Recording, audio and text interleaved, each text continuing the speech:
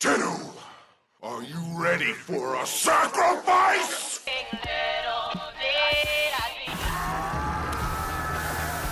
Hello fellow Tenno, and welcome to the episode of FrameThoughts you've all been waiting for. Because today, it is time for us to talk about the sacrifice. Last week they revealed a new trailer and confirmed that the quest is coming in June, this very month. Now, in anticipation of it, I'm not going to be predicting on which day the quest will be released. Oh no, I got something way better for you. In this video, I will show you what the plot of the sacrifice is about, the Role of Ballas, and the Meaning of Umbra, even before it has ever been released. So strap in, as we got a lot to cover today. Now, Warframe has never been the easiest game for predicting their future quests, especially when it comes to the sacrifice. You see, the teaser we got at TennoCon last year was, well, let's just say that it was great to get the audience hyped up, but it didn't have a lot of substance for creating a theory about the quest itself. But then, a few weeks ago, the Warframe Twitter account posted this tweet, which I soon deleted and replaced with another one. At first glance, both tweets don't seem to differ too much, however, this one tells us something very interesting. The sacrifice will be the last installment to the cinematic trilogy. Now, if you don't know, this is huge, as it gives us a direct clue about what direction the sacrifice is going to take. You see, while all quests in Warframe do take place in the same universe, they're not necessarily linked in story arcs and plots. However, from this tweet we know for sure that the sacrifice will be the conclusion to the themes that have been set by the previous cinematic quests. Now, if you look closely at the second dream and the War Within, you find that they deal with two major themes: duality and discovering who you really are. In the second dream, we're confronted with a counterpart as we discover that we're not the Warframe, but we're in fact the operator who controls the Warframe via transference. Then in the War Within, we learn more about ourselves by confronting our past and mastering our operator's abilities. However, we're still far from understanding ourselves. Our past remains to be littered with questions, with the most important one being about our Warframe. I mean, what is this thing? Is it just a suit of armor? Well, if so, what happened in this scene? And more importantly, for years, we assumed that we were this thing. So what does it mean to us now? Is it still part of us?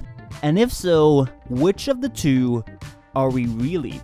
At the same time, we're not the only ones dealing with this. Before the second dream, the Lotus turned out to be a sentient named Nata that was sent out to destroy the Tenno, but now she actually cares for the Tenno as a discount Morgulus. Then in the second dream itself, when she's confronted with her past, she tends to move away from the conversation. In fact, if you think about it, we know very little about her, and trust me, she doesn't know much about herself either. However, it is crystal clear to me that the sacrifice will be the conclusion to these very themes, tying up all the loose ends that we have and bringing an answer to who we and the Lotus really are. It is even in the names of the quests. The second dream introduces us to our second identity. The War Within forces us to confront our inner selves, and the sacrifice will make us sacrifice part of ourselves to understand what we are and give us a single identity again.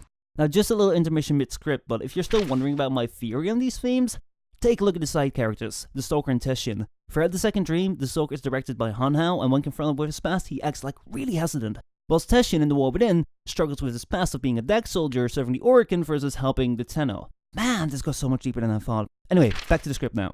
So now we know the general direction of the quest, but I couldn't find any details for the life of me about it. And trust me, I transcribed every single line of dialogue in both of these quests, but there was nothing conclusive, no evidence I could use until the E released this trailer, which is full of new information. We're feeling a lot, especially about Ballas. Speak up, old man. We know all about you now. It's no use hiding it any longer. Do you hear me? In the trailer itself, we see a lot of the previous cinematics, but there's one very key transition towards the end. Here you see the Tenno transition to the picture of Ballas. If we slow down the footage, you can see that the Tenno's eyes are not normal. In fact, they're gold. The exact same gold we saw at the end of the War Within after choosing either destroy, control, or consume the Kuva. The fact that these eyes transition straight to Ballas directly links into what I call our Forged Shadow. But that's not all. There's also an interactive site that I've linked in the description down below, and if you click on the moon or Ballas, you will see another cinematic of Ballas speaking. The sound, tone, and intonation are so similar to the voice in the War Within that it's leaving me with no doubt that this has to do with Ballas. But then, what motivates Ballas? What is his goal? Well, the end of the trailer gives us a lot more to work with. as aside from the second dream and the War Within, it specifically mentions the Apostasy Prologue and Change of Harrow meaning that they're directly related to our storyline. Now, as we know right now, Margulis was ordered by the Orkans to eliminate the Tenno and was executed when refusing to do so. Ballas tried to convince her, as we see in the second dream, but then in the next mission, which is presumably after the execution, Ballas can be heard negotiating about the Tenno? But why? Why does he not eliminate them as he tried to convince Margulis to? And why is he seen as the main figure in the Transference and Warframe program? Well, that's because Ballas sees the potential of the Tenno to become the best warrior ever, even better than the Dax soldiers, as you can hear in the game. But the Tenno still have one fatal weakness, one thing that prevents them from becoming undefeatable killing machines, and that is their vulnerable Tenno body. That's right, Ballas wants to fuse together the Tenno's transference to their vessel to make them immortal. Does it sound far-fetched to you? Well, let me tell you, it's already been done in Chains of Harrow. In Chains of Harrow, we encounter Realm, a fellow Tenno that was exiled by Margulis. Towards the end of the quest, we discover that he tried to overcome his mortality by fusing with his Harrow Warframe. His transference was split, and due to side effects from Void exposure, we're tasked to break the chains, as he's taken over by a negative energy, hence I call this the Void Shadow, which will continue to haunt you after you've completed the quest. Now pay close attention, as this shadow, again, has the same eyes as Ballas. Now there is no strong evidence for Ballas being the man in the wall. However, when looking closely in the website, you will find TennoScript popping up with various different words, with the most important ones being hybrid and test subject. This indicates testing on Tenno in order to form a hybrid, a fusion of two parts into one. Now there may not be a line that says that Ballas is the one doing experiments, but why not?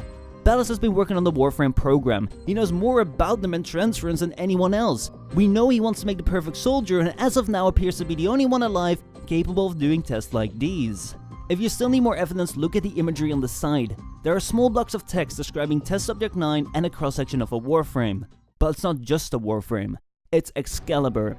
We have known for years that Excalibur Umbra was a Warframe that would ultimately end up in the game, but we've never known the lore about it. However, now, I think I finally understand Umbra. Umbra is the answer, the solution to tie up all the loose ends. It's a way for Ballas to make the Tenno into one soldier without weaknesses. It explains the indication of Excalibur and tests to hybridize Tenno with their Warframes, and will fuse two entities together as one, bringing close to their duality. That is the meaning of Umbra.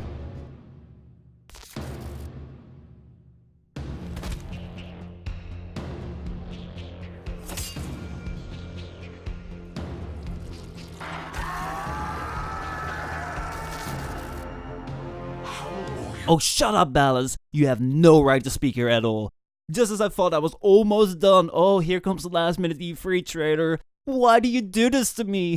Anyway, the small 30-second trailer only confirms my theory even more, as in this trailer we hear for the very first time a Warframe make a vocal sound. I know, that's except for Falk here, and Saren of course. Yeet! Yeet! Yeet! But for the very first time it's actually being acknowledged in the game, as Ballas directly addresses the Howl with, "Howl all you want, it won't bring him back." And yes, once fused together it's kinda hard to get your two parts undone. But anyway, that's it for me, unless DE comes along with another trailer, which I don't believe, as they said that the Sacrifice will be released this week. So until then, let me know your thoughts in the comments down below, and make sure that you howl at that subscribe button if you want to see how right or wrong I was when the Sacrifice comes out.